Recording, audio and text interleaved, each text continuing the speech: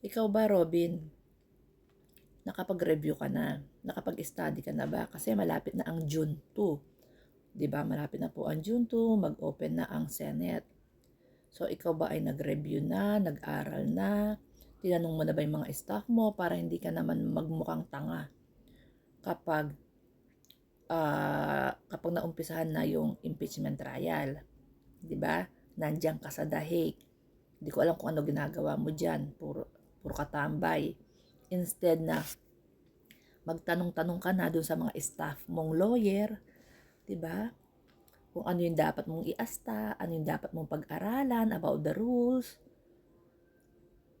Ang daming dapat mong i-research bilang magiging judge ka sa kasamaang palad, no? Magiging judge ka.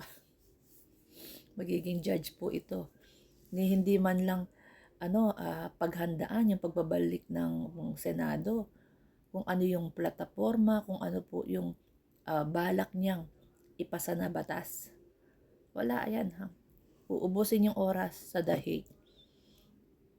Diba? Walang paghahanda.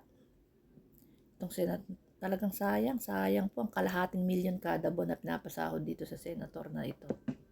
Walang silbi.